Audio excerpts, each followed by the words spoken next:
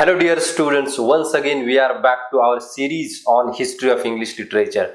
Students, I have brought to you a new video on Puritan age, and in this video we are going to discuss historical events, important historical events and important literary events. It is a video based on the chronological events happened in the field of literature and history as well.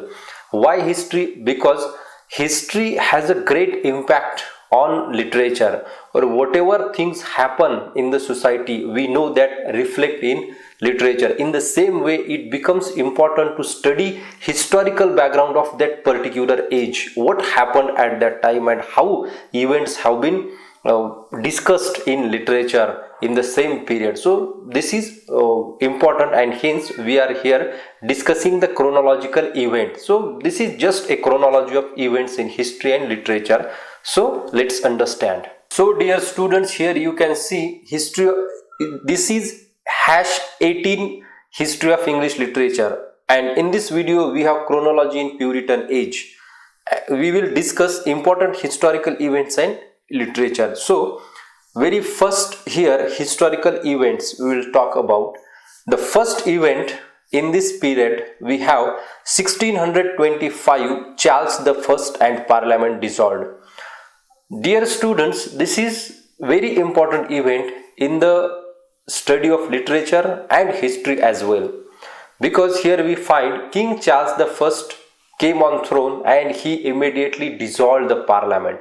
So there is parliamentary system in England at that time, and this has been dissolved. So it has greater impact on the society, on the people, masses, and obviously in literature. So this first event 1625 becomes important. Next, second event we have 1628, Petition of Right. So this Petition of Right also an important event, as we see that King Charles the First dissolved parliament, and against it the House of Commons has provided a petition of rights, the rights of people, to King Charles the First in 1628. So this is against the tyrannical rule. Parliament and the common masses thought that this is a tyrannical rule, and they provided a petition of rights. What were there in the petition of right? There was four major things in that petition of right. For example, no use of martial law, then common people must be given basic rights. These kind of things were there in the petition of right, and it has given to the King Charles the First, and hence this event is considerable in literature. Next we have 1630 to 1640, King rules without parliament, Puritan migration to New England. In this event you find that already the parliament has been dissolved, and we find that King Charles the First rules without parliament, and this Puritan population with their families migrated to New England. So basically there were conflict in three regions of Britain. We have Ireland, Scotland and England. So these three regions have been struggling against the power of the very king, and hence we find later began civil wars in England. The next event we have 1640, long parliament held for next many years. In 1642 we find that civil war begins. Next we have 1643, Scotch Covenant. Then we have 1643, press censorship. There were censorship on the press by king. 1645 we have Battle of Naseby, triumph of Puritan. So as we found that the civil wars began in 1642, and from there we find different types of events happened in the history of England, in the life of people of England. And one of the major incident here we find Battle of Naseby, where we find Puritan people or Puritans got triumph over the rule of King Charles the First, and many soldiers were beheaded in this Battle of Naseby. Next we have 1649, execution of Charles the First, Cavalier migration to Virginia.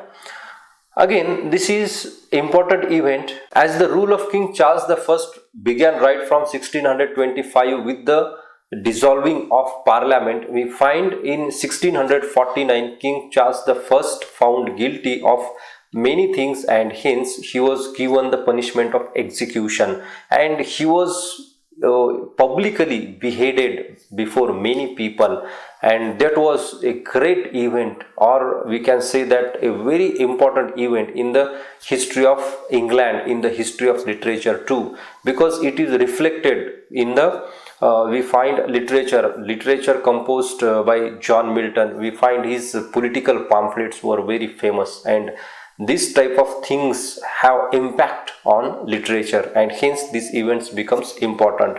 Next, 1649 to 1660 Commonwealth. So basically after the execution of King Charles the First, this period 1649 till 1660 is considered as the period of Commonwealth, and there arose some different element in the political life of England. Let's see. Here we have 1653 to 1658 Cromwell Protector. A new status has been created there in the England from 1653, and Oliver Cromwell hailed as the Lord Protector of England or Britain, and from there we find his rule began in England. Next we find 1658 to 1660 Richard Cromwell became the Lord Protector of Britain, son of Oliver Cromwell and his successor, we can say. And we have here last event in this Puritan age, which is very important, 1660 restoration of King Charles II. So King Charles II, son of King Charles I, and he is restored again on the throne of England, we find in 1660, and from there his rule began. So this type of events happened in the life of people in Puritan age, and these historical events have considerable effect on literature. Now we will look at the events, major composition, major works chronologically in Puritan age. Here we have very first 1621 Burton's Anatomy of Melancholy, again an important work. 1623 Wither's Hymn Book. 1629 we have Milton's Ode on Nativity. 1630 to 1633 we have Herbert's poem. Now Herbert also is an important poet in Puritan age, and we find in this period basically he composed some poems.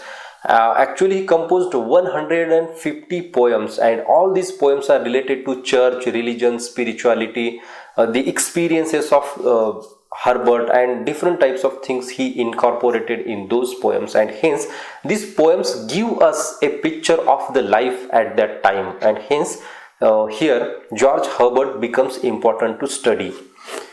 Next we have 1632 to 1637 Milton's Horton poems.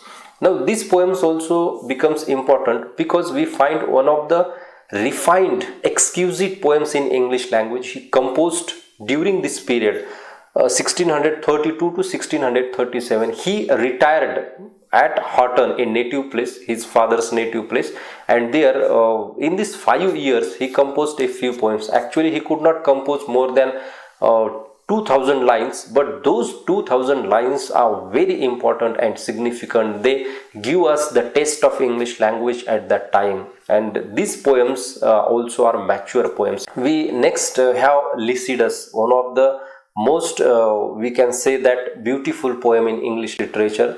Lycidas composed this is the last poem of these Horton poems in 1637. 1642 Brown's Religio Medici.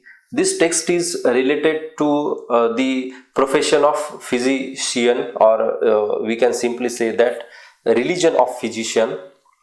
Next we have 1644 Milton's Areopagitica, 1649 Milton's Tenure of Kings. Then we have 1650 Baxter's Saints Rest, Jeremy Taylor's Holy Living. In the same year we have 1651 Hobbes' Leviathan.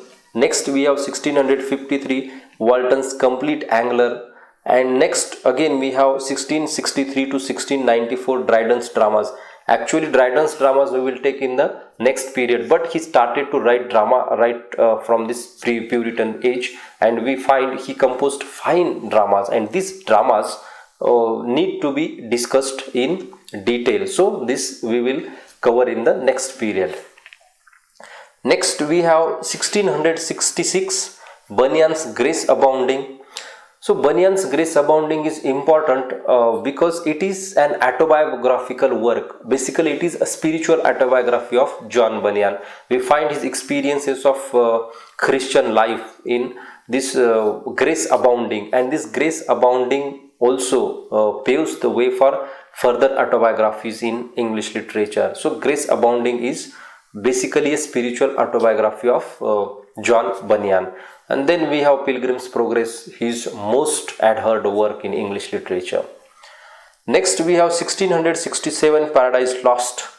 This is one of the greatest epics in English literature, we can say, composed by John Milton. 1667 Paradise Lost. 1674 Death of Milton. This year found a blow in English literature, the death of a giant personality, John Milton. And next we have 1678 Pilgrim's Progress published. Actually Pilgrim's Progress by John Bunyan he composed earlier, but it is published in 1678, and hence we included in this list. So dear students, these are some of the historical events and literary events in chronology. If you have any problem, any query, you can directly comment below and I will answer to your comment. So please like this video, share this video among your friends, subscribe to Literature Simply, and do not forget to press the bell notification icon. Thank you very much. Let's meet in the next video.